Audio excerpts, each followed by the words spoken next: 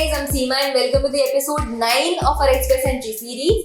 Last episode में हमने CRS points calculate करना और CRS के इम्पोर्टेंट फैक्टर्स समझे थे।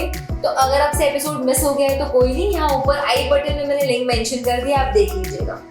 आते हैं आज के टॉपिक पर जो है बहुत इम्पोर्टेंट। आपको एक्सप्रेस एंट्री प्रोफाइल अपने स्पाउस के साथ रखनी चाहिए या नहीं, जिसे कह सकते हैं स्पाउसल फैक्टर। तो उसी के ऊपर होगा आज का डिस्कशन। तो स्टार्ट करने से पहले please don't forget to like share subscribe our channel. तो चलिए स्टार्ट करते हैं। तो अब मेरे पास ऐसे काफी कपल्स आते हैं जिन्हें ऑफ कोर्स साथ इमिग्रेट होना होता है। कैनेडियन इमिग्रेशन में सबसे बेस्ट पार्ट यही है कि मेन एप्लीकेंट के साथ साथ स्पाउस और उनके बच्चे सारों को एक साथ पीआर मिलता है। अगर बात करें एक्सप्रेस एंट्री की तो यहाँ पर भी आपको ऑप्शन मिलता है कि आप अपने स्पाउस और दूसरे डिपेंडेंट्स के साथ पीआर एप्लीकेशन डाल सकते हैं। अब अगर हम बेनिफिट्स की बात करें तो बेनिफिट यही है कि मेन एप्लीकेंट के साथ साथ आप पीआर ले सकते हैं। बट अगर डिसएडवांटेज की बात करें तो आप अगर अपने स्पाउस के साथ जाते हैं तो आपको जो 4 ह्यूमन फैक्टर्स है उसमें आपके पॉइंट्स कम बनेंगे।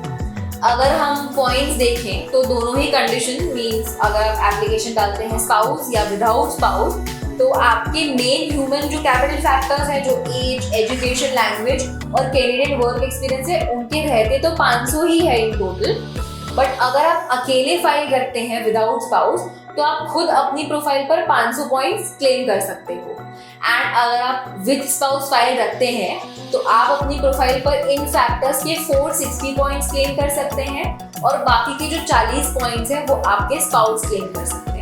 जैसे कि आप अपनी स्क्रीन पर देख पा रहे हैं कि ए कोर या ह्यूमन कैपिटल फैक्टर्स, जिसमें फैक्टर्स आते हैं age, level of education, official languages means English test या कैनेडियन वर्क एक्सपीरियंस। तो अब इनमें आपको 2 तरीके से है, एक विदाउट स्पाउस और एक विद स्पाउस के पॉइंट्स दिए गए हैं। तो अगर आप विदाउट स्पाउस अपनी प्रोफाइल रख रहे हैं तो इन फैक्टर्स के आपको मैक्स टू मैक्स पॉइंट्स मिल सकते हैं 500। किस तरीके से? एज के आपको मिलेंगे 110, एजुकेशन के 150 आप क्लेम कर सकते हैं, इंग्लिश लैंग्वेज के मैक्सिमम आप 160 पॉइंट्स क्लेम कर सकते हैं एंड कैनेडियन वर्क एक्सपीरियंस के आप मैक्सिमम 80 पॉइंट्स क्लेम कर सकते हैं, जिसका टोटल 500 बनता है। वहाँ ही अगर हम विद स्पाउस आपकी प्रोफाइल रखते हैं तो एज के आपको 100 पॉइंट्स मिलेंगे, एजुकेशन के 140 मैक्सिमम, इंग्लिश लैंग्वेज टेस्ट के आप 150 मैक्सिमम क्लेम कर सकते हैं एंड कैनेडियन वर्क एक्सपीरियंस के आप मैक्सिमम 70 पॉइंट क्लेम कर सकते हैं। अब इनका अगर हम टोटल करेंगे तो 460 पॉइंट्स बनेगा। अब सोचने वाली बात है कि 460 पॉइंट्स है और यहाँ पे 500 है, जो 40 पॉइंट्स का गैप है वो कैसे हम फिल कर सकते हैं? तो वो इन स्पाउसल फैक्टर से फुलफिल कर सकते हैं हम। तो बी जो फैक्टर है स्पाउस और कॉमन लॉ पार्टनर फैक्टर्स, इसमें आपके स्पाउस का लेवल ऑफ एजुकेशन, उनकी इंग्लिश की प्रोफिशिएंसी और उनका कैनेडियन वर्क एक्सपीरियंस के पॉइंट्स आपको मिलेंगे। तो उनके एजुकेशन के आपको मैक्सिमम मिलेंगे 10 पॉइंट्स, इंग्लिश टेस्ट के maximum 20 points and Canadian work experience के मैक्सिमम 10 पॉइंट्स, जिसका टोटल होता है 40।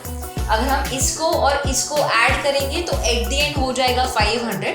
तो हम ये कह सकते हैं कि आप चाहे प्रोफाइल विदाउट स्पाउस रखें या विद स्पाउस रखें, उसका टोटल अगर हम काउंट करने जाएंगे तो आउट ऑफ 500 ही होता है।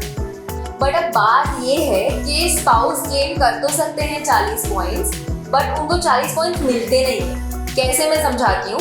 स्पाउस को एजुकेशन की मिलते हैं मैक्सिमम 10 पॉइंट्स, बट एजुकेशन उनका होना चाहिए मास्टर्स या PhD, जो रेयर है। लैंग्वेज की वो मैक्सिमम 20 पॉइंट्स क्लेम कर सकते हैं, बट तभी जब उनका CLB 10 स्कोर आया हो, जो वापस बहुत कम केसेस में देखने को मिलता है।